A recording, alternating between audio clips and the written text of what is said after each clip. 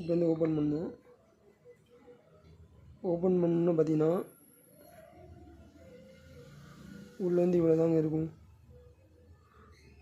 முதல்ல பார்த்தீங்கன்னா மிஷினு. இந்த மிஷினை பற்றி பார்த்தோம்னா நல்லா வந்து வெயிட்டாக இருக்குது. அது மட்டும் இல்லாமல் இந்த பேக் சைடில் வந்து பார்த்திங்கன்னா ரப்பரில் வந்து ஒரு டிசைன் கொடுத்துருக்காங்க. அது எதுக்காண்டின்னு பார்த்திங்கன்னா நம்ம பிடிச்சி யூஸ் பண்ணையில் பார்த்திங்கன்னா நல்ல ஒரு க்ரிப்பு கிடைக்கி, நம்ம கை வேர்த்தா கூட அந்த இடத்துல வலுவழுப்பு இல்லாமல் நல்ல க்ரிப்பு கிடச்சி நம்ம வேலை பார்க்கலாம். அது மட்டும் இல்லாமல் இதில் பார்த்திங்கன்னா 3 வந்து ஒரு இண்டிகேட் லைட் கொடுத்துருப்பாங்க. முதல் லைட் வந்து எதுக்குன்னு பார்த்திங்கன்னா ரெட் லைட்டு. இது வந்து பேட்ரி வந்து ரொம்ப லோவாகிட்டுனா ரெட் லைட் எரியும். அந்த ரெட் லைட் எரிஞ்சோன்னா ஒரு 10 நிமிஷம் கழிச்சு பார்த்திங்கன்னா பேட்டரியில் உள்ள மொத்த சார்ஜும் இறங்கி மோட்ரு வந்து செயல்படாமல் ஆயிரும். இந்த ரெண்டாவது பார்த்திங்கன்னா மஞ்சள் கலர் லைட் எரியும். இது எதுக்குன்னு பார்த்திங்கன்னா பேட்டரியில் வந்து மீடியமாக, அதாவது 50% கரண்ட் இருக்குன்னு இருக்கையில் வந்து இந்த க்ரீன் லைட் வந்து எரியும். கடைசி ஒரு இண்டிகேட்டர் இருக்குது. இந்த லைட்டு பார்த்திங்கன்னா பச்சை கலரில் எரியும். இந்த பச்சை கலர் லைட்டு பார்த்திங்கன்னா பேட்டரியில் வந்து ஃபுல் சார்ஜ் இருக்கையிலேருந்து இந்த பச்சை கலர் லைட் வந்து எரியும். நம்ம பேட்டரியில் வந்து எவ்வளோ சார்ஜ் இருக்குன்னு செக் பண்ண முடியாது. இந்த மிஷினை இதில் பேட்டரியில் மாட்டணுன்னு பார்த்திங்கன்னா இந்த இண்டிகேட்டர் வந்து ஆன் ஆகும். அதை பற்றி நம்மளால் கண்டுபிடிச்சிக்க முடியும். அது மட்டும் இல்லாமல் இந்த பிராண்ட் கொடுத்துருப்பாங்க. இந்த பிராண்ட் வந்து பார்த்திங்கன்னா எஸ்எல்என் பிராண்டு. மேக்ஸிமம் இந்த பிராண்டு பார்த்திங்கன்னா அதிகத்துக்கு தெரியாது. ஆனால் இந்த பிராண்டு பார்த்திங்கன்னா ஒரு டிவால்ட் அளவுக்கு பார்த்திங்கன்னா இந்த நானும் இது பார்த்திங்கன்னா வாங்கி 2 வருஷம் ஆகிட்டு அதிகமாக யூஸ் பண்ணிக்கிட்டு தான் இருக்கேன். இது வரைக்கும் எந்த ஒரு ஃபால்ட்டும் வந்தது கிடையாது. நல்ல ஒரு குவாலிட்டியான மிஷினாகவும் இருக்குது.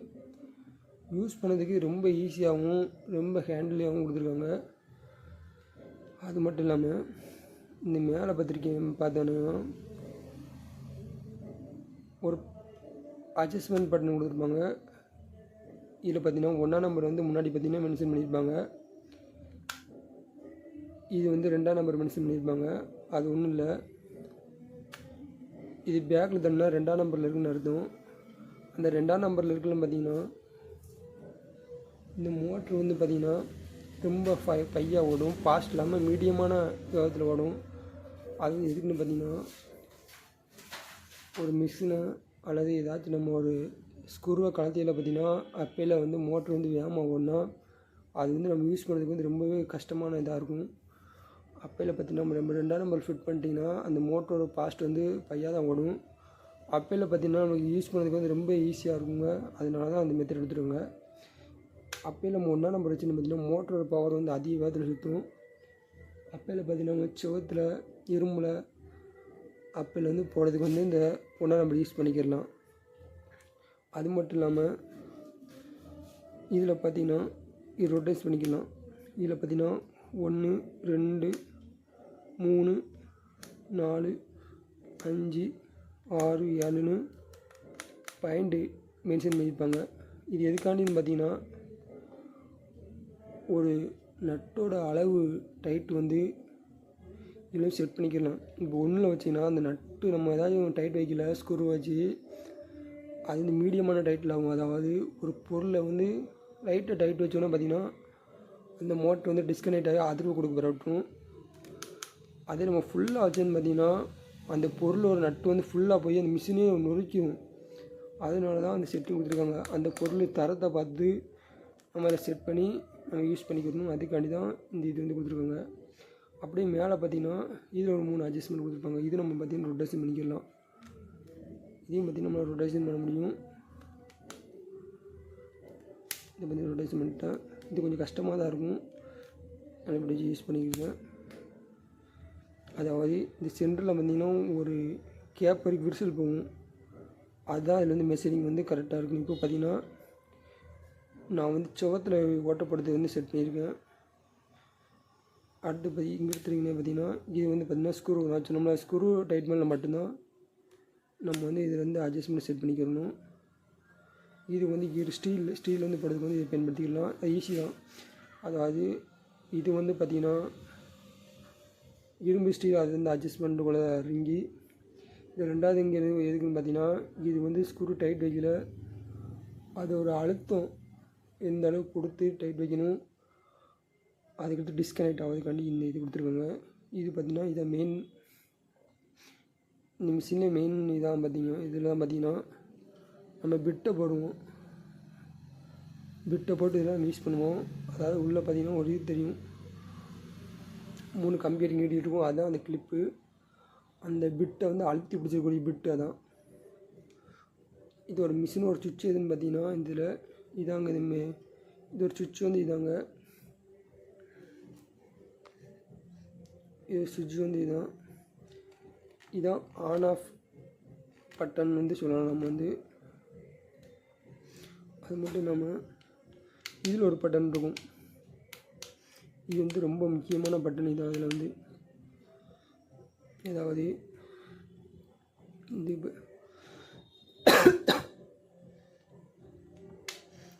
அதாவது இப்போ பார்த்திங்கன்னா சென்டரில் இருக்குது பார்த்திங்கன்னா இங்கிட்டும் பார்த்திங்கன்னா ஒரே லெவலாக இருக்கும், இந்த சைட்லையும் பார்த்திங்கன்னா ஒரே லெவலாக கரெக்டாக இருக்கும். அப்பையில் வந்து இந்த பட்டன் வந்து லாக்கில் இருக்கும், நம்மளால் எவ்வளோ அழுத்தி கொடுத்தாலும் அழுத்த முடியாது, நம்மளால் யூஸ் பண்ண முடியாது. அது வந்து நம்மளால் வந்து ஏன்னா அப்படி வந்து லாக் ஆயிரும்.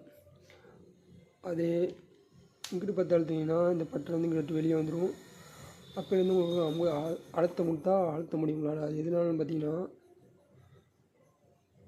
இந்த சைடு ரைட் சைடில் இருந்துச்சுன்னா அது வந்து ஃபார்வர்டில் ஓடும், அதே லெஃப்ட் சைடில் தள்ளினீங்கன்னா அந்த மோட்ரு வந்து ரிவர்ஸில் ஓடும். அதுக்காண்டி தான் பார்த்திங்கன்னா இது வந்து கொடுத்துருக்காங்க. அது மட்டும் இல்லாமல் இதில் பார்த்திங்கன்னா ஒரு எல்இடி லைட் கொடுத்துருக்காங்க. அது எதுக்காண்டின்னு பார்த்திங்கன்னா ஒரு இருட்டில் வந்து யூஸ் பண்ணதுக்கு வந்து பார்த்திங்கன்னா உண்மையிலே பார்த்திங்கன்னா ஒரு நல்ல ஒரு பவர்ஃபுல்லான வெளிச்சமாகவும்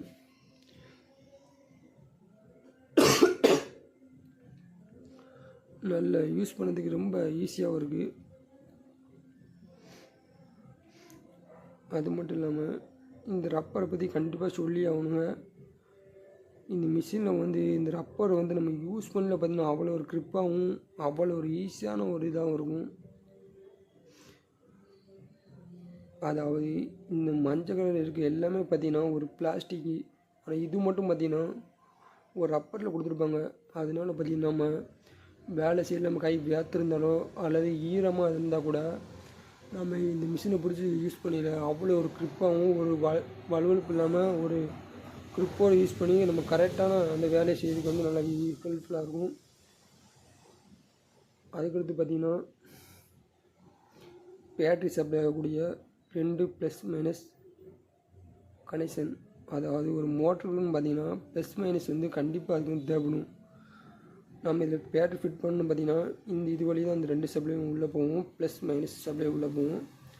அதுக்கடுத்து மோட்ரு வந்து ஆன் ஆகும். இப்போ வந்து நம்ம இந்த பேட்டரியை வந்து உள்ளே எப்படி ஃபிட் பண்ணால் எப்படி யூஸ்ஃபுல் ஆகுதுன்னு நம்ம வந்து பார்க்கலாம். இப்போ இந்த பேட்டரியை பற்றி நம்ம தெளிவாக பார்க்கலாம். இந்த பேட்டரியை பார்த்திங்கன்னா லித்தியான் பேட்ரி. இந்த பேட்டரி வந்து இதே பார்த்திங்கன்னா மென்ஷன் பண்ணியிருக்காங்க. இதோட வோல்டேஜ் பார்த்திங்கன்னா 21 வோல்ட். 21 வோல்ட்டுன்னு பார்த்திங்கன்னா உங்களுக்கு வந்து கெவி யூஸ் பண்ணலாம். கிட்டத்தட்ட பார்த்திங்கன்னா நீங்கள் ஒரு 4 மணி நேரம் வீட்டில் சார்ஜ் போட்டிங்கன்னா தொடர்ந்து ஒரு 2 மணி நேரம் யூஸ் பண்ணலாம். அது மட்டும் இல்லாமல் இந்த லித்தியம் அயன் பேட்டரி வந்து அவ்வளோ சீக்கிரத்தில் எந்த ஒரு ஃபால்ட்டும் ஏற்படாது. இதுதான் அந்த பேட்டரியோட மாடல். இதில் பார்த்திங்கன்னா அந்த பேட்டரியோட கெப்பாசிட்டி அண்டு பேட்டரியோட மாடலை இதில் வந்து மென்ஷன் பண்ணியிருப்பாங்க. இதில் வந்து பார்த்திங்கன்னா அந்த ட்ரில்லிங் மிஷினில் காட்டப்பட்ட ப்ளஸ் அண்டு மைனஸ் வந்து இதுலேயும் இருக்கும். இதுதான் அந்த இதில் போய் ஜாயிண்ட் ஆகி சப்ளை ஆகும். இதுலேயே பார்த்திங்கன்னா அந்த ப்ளஸ் அண்டு மைனஸ் வந்து அதில் வந்து கொடுத்துருக்காங்க. அது மட்டும் இல்லாமல் இது வந்து ஒரு கேபிள், அதாவது நம்ம பேட்டரி சார்ஜ் போட வந்து செல்ஃபோன் சார்ஜர் கொடுத்துருப்பாங்க. நம்ம வந்து இந்த பின்னை மாட்டிட்டு நம்ம வந்து சார்ஜ் போட்டுக்கலாம். அதுக்காண்டி தான் அந்த பின்னு. இது வந்து நம்ம மிஷினில் போட்டு சார்ஜ் பண்ண முடியாது. பேட்டரியை வந்து தனி எடுத்து இதில் மாட்டி தான் நம்மளால் சார்ஜ் பண்ண முடியும். இதுதான் அந்த பேட்டரி வந்து மிஷினில் வந்து கனெக்ட் ஆகக்கூடிய ஒரு பட்டன். அதாவது பார்த்தா உங்களுக்கு தெரியும், இதில் பார்க்கவே தெரியும். அந்த பட்டனை அமுக்கணும், ஆட்டோமேட்டிக் உள்ள போகும். அந்த பட்டனை விடவும் வெளியே வந்துடும்.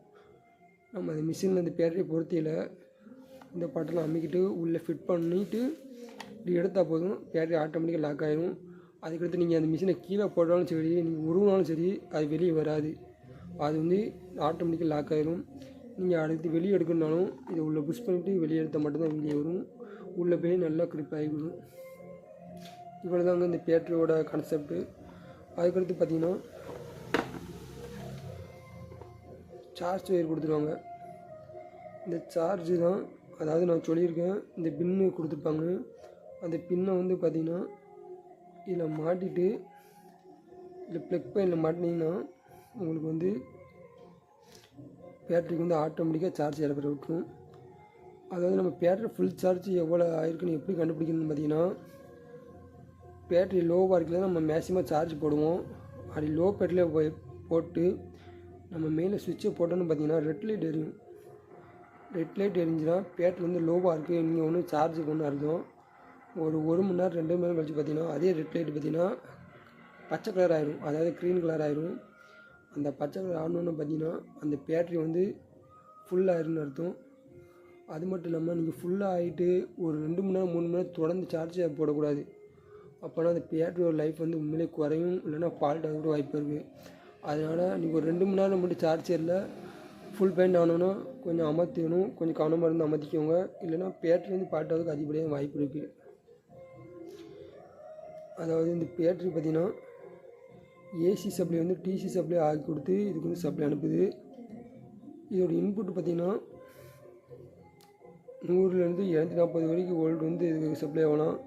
இது அவுட்புட் வந்தீங்கன்னா 21 வோல்ட்டு வோல்டேஜ் வந்து இந்த பேட்டரிக்கு வந்து செலுத்தப்படும். அதாவது பேட்டரிக்குள்ளே கரண்ட் போய் எவ்வளோ பார்த்திங்கன்னா 21 வோல்ட் டிசி சப்ளையாக ஒரு பேட்டரிக்கு வந்து அனுப்பும். அது வந்து பேட்டரிக்கு வந்து 21 வோல்ட்டாக சப்ளை வந்து பேட்டரிக்கு வந்து சார்ஜர் ஆகி அதான் அதை மென்ஷன் பண்ணியிருக்காங்க. இதுதான் அந்த ப்ளக் பாயிண்ட்டு, சொருவது ப்ளக் பாயிண்ட்டு. அந்த இண்டிகேட் லைட் வந்து நம்ம பார்த்து தெரிஞ்சுக்கணும். இப்போ நம்ம பேட்டரியிலோ மிஷின்லேயோ அந்த பேட்டரியோட சார்ஜிங் வந்து நம்மளால் கண்டுபிடிக்கவே முடியாது. சார்ஜ் போர்டில் மட்டும் மிச்ச நேரம் மிஷினில் போடுறீங்கன்னு பார்த்தீங்கன்னா இந்த இண்டிகேட் லைட் சொல்லியிருப்பேன், இந்த இண்டிகேட் லைட்டில் காட்டுரும். மிச்சப்படி நீங்கள் கலத்தி போடையில் இந்த டிஸ்பிளே லைட்டை பற்றி தாங்க நீங்கள் உங்களால் கண்டுபிடிக்க முடியும். இந்த மிஷினில் அப்படி என்னது பார்த்தீங்கன்னா 2 பேட்டரி அட்டாச்சாக கொடுத்துட்டு வாங்குங்க. 2 பேட்டரி பார்த்திங்கன்னா நல்ல வெயிட்டாகவும் நல்ல குவாலிட்டியாகவும் இருக்குது. அதுக்கடுத்து பார்த்திங்கன்னா ட்ரில்லிங் மிஷின், இந்த மிஷின் ஒன்று கொடுத்துருவாங்க.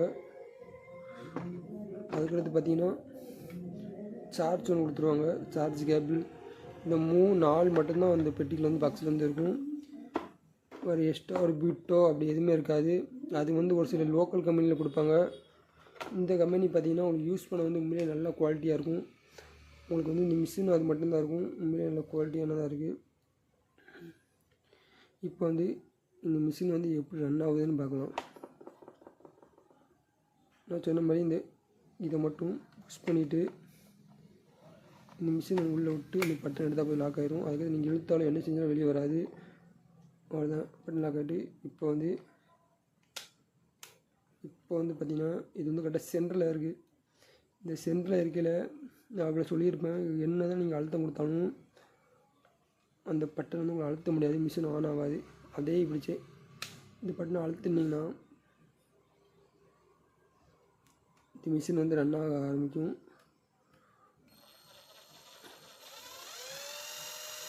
அதுங்க பட்டன் அழுத்தம் ரன் ஆகுது. இது ரைட் சைடில் இருந்தால் ரைட் சைடில் ரன் ஆகும், அதே லெஃப்ட் சைடில் இருந்துச்சுன்னா லெஃப்ட் சைடில் ரன் ஆகும். ஈஸியான கான்செப்ட் தான், யூஸ் பண்ணுறதுக்கு ரொம்ப யூஸ்ஃபுல்லாக இருக்கும். அதாவது மிஷினை பற்றி நீங்கள் தெளிவாக சொல்லிட்டீங்க. இதுலேருந்து பிட்டு நீங்கள் எப்படி அப்ளை பண்ணணும் அதை பற்றி உங்களுக்கு தெளிவாக சொல்லித்தரேன். ரொம்ப ஈஸியானது தான். இந்த பிட்டு நீங்கள் மிஷினை ஈஸியாக யூஸ் பண்ணிடலாம். ஒரு சிலருக்கு இந்த பிட்டு வந்து இல்லை கரெக்டாக எப்படி ஃபிட் பண்ணணும்னு தெரியாமல் இருக்கும். அதுக்கு வந்து வேறு எதுவுமே செய்ய வேண்டாம். இந்த கையெட்டு இது மேலே மட்டும் இப்படி பிடிச்சிக்கோங்க. பிடிச்சி அழுத்தம் கொடுத்தா பார்த்தீங்கன்னா அது வந்து ஃபார்வர்டில் இருக்கணும். இந்த மட்டும் பிடிச்சி பட்டோம்னா போதும், ஆட்டோமேட்டிக்காக இது வந்து வெளியே வரும். அப்படியே இதில் வந்து பிட் வச்சுட்டுனா அது லாக் ஆகிடும். அதுக்கு ரிவர்ஸில் பட் நம்ம திரும்ப பிடிச்சின்னா ஆட்டோமேட்டிக்காக உள்ளே போயிடும்.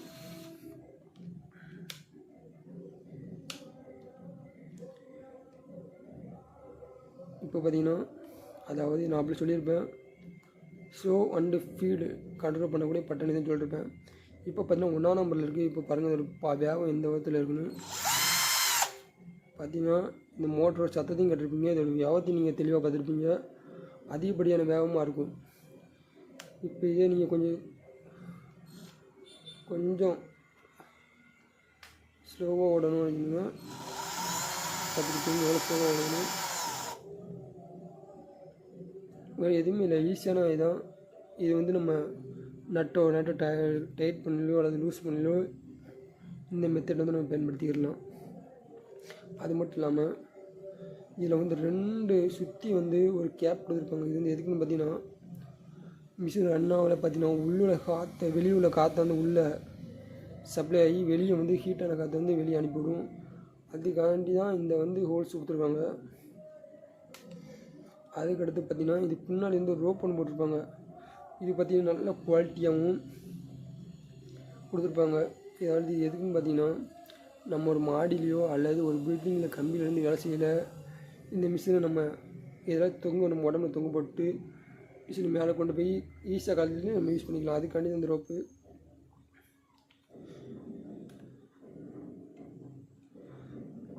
அது மட்டும் இல்லாமல் இங்கே தெரியும் மிஷின் எப்படி நல்லா இருக்குன்னு. அப்புறம் இந்த லைட் வெளிச்சத்தை பாருங்கள், நீங்களே எவ்வளோ குவாலிட்டியாக இருக்குன்னு பார்த்துக்கோங்க.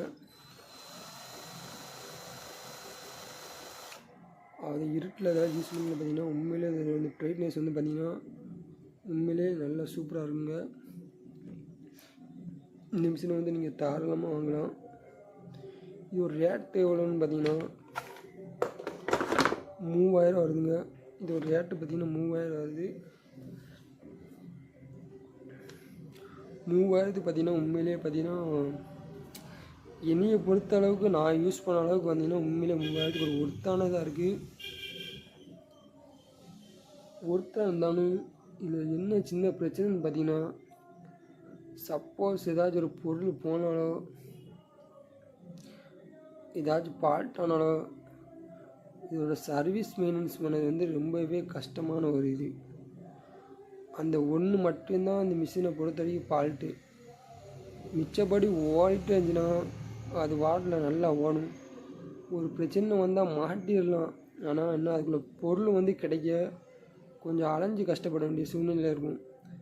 அதனால தான் இந்த பிராண்டு வந்து ஒன்றும் பெரிய லெவலாக ஆகாமல் இருக்குது. தவிர இதோட குவாலிட்டி உண்மையிலே பார்த்திங்கன்னா டிஃபால்ட்டு, அதாவது பவர் டூல்ஸ் அந்த பிராண்ட்லேயே பார்த்திங்கன்னா ஃபஸ்ட் இடத்துல இருக்குது. அந்த அளவுக்கு இதோட குவாலிட்டி உண்மையிலே இருக்குங்க.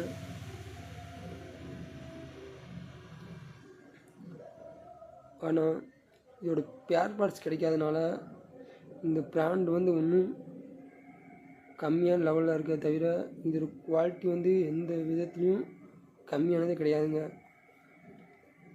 அது மட்டும் இல்லாமல் நான் எந்த ஒரு மிஷின் வாங்கினாலுமே இந்த பிராண்டில் இருக்குன்னு கேட்டு தான் வேறு பிராண்டில் வந்து மிஷின் வாங்குவேன். எதுக்குன்னு பார்த்திங்கன்னா இந்த பிராண்ட் வந்து நல்ல குவாலிட்டியாகவும் இருக்கும். ரேட்டு பார்த்திங்கன்னா அது மட்டும் இல்லாமல் ரொம்ப வந்து கம்மியாகவும் இருக்கும். கம்மியான ரொம்ப கம்மின்னு சொல்ல முடியாது, ரொம்ப கூடன்னு சொல்ல முடியாது, நடுத்தரமான ரேட்டாக இருக்கும். அந்த பொருளுக்கேற்ற ரேட்டு வந்து இருக்கும். யூஸ் பண்ணுறதுக்கு ரொம்ப ஈஸியாக இருக்கும், குவாலிட்டியாக இருக்குது. என்னையை பொறுத்த வரைக்கும் இந்த மிஷின் நீங்கள் வாங்கலாம்னு கேட்டால் தாராளமாக நீங்கள் வந்து வாங்கலாம். குவாலிட்டிக்காண்டி கேட்டிங்கன்னா குவாலிட்டிக்காண்டி நீங்கள் வாங்கலாம். ஆனால் ஒரே ஒரு பிரச்சனைனா ஸ்பேர் பார்ட்ஸ் வந்து கிடைக்காது. நீங்கள் வந்து தேடி பிடிச்சி அலைஞ்சு தான் மாட்ட வேண்டிய சூழ்நிலையாக இருக்கும். அதை மட்டும் நீங்கள் யோசித்து பார்த்து உங்களால் மாற்ற முடியுமான்னு தெரிஞ்சுட்டு வாங்க. மிச்சம் நான் இந்த மிஷினை வந்து எந்த விஷயத்துலையும் குறை சொல்ல மாட்டேன். அவ்வளோதான். இந்த மிஷினை பற்றி ஃபுல் டீட்டெயில் உங்களுக்கு கிடச்சிருக்குன்னு நினைக்கிறேன். இந்த வீடியோ பிடிச்சிருந்துச்சுன்னா நம்ம சேனலை மறக்காமல் லைக் அண்டு சப்ஸ்கிரைப் பண்ணிடுங்க. இது மட்டும் மேலே நம்ம வீடியோ உங்களுக்கு பார்க்கணும்னு தோணுச்சுன்னா குட்டி மெக்கானிக் இந்த சேனலை மறக்காமல் ஃபாலோ பண்ணிக்கோங்க. இந்த வீடியோ பிடிச்சுன்னா நம்ம சேனலை மறக்காமல் லைக் பண்ணிடுங்க. அது மட்டும் இல்லாமல் இந்த வீடியோவில் சின்ன சின்ன சத்தம் ஏதாச்சும் கிடந்தாலும் அதை வந்து நீங்கள் வந்து பெருசாக எடுத்துக்கிட வேண்டாம். ஏன்னா நம்மளுக்கு அந்தளவுக்கு எடிட் அது தெரியாது, சிம்பிளாக தான் எடுத்து போட்டிருக்கோம். இந்த வீடியோ வந்து உங்களுக்கு யூஸ்ஃபுல்லாக இருக்கும்னு நினைக்கிறேன். யூஸ்ஃபுல்லாக இருந்துச்சுன்னா நம்ம சேனலுக்கு ஒரு லைக் மட்டும் போட்டுருங்க. குட்டி mechanic channel support my please. Thank you.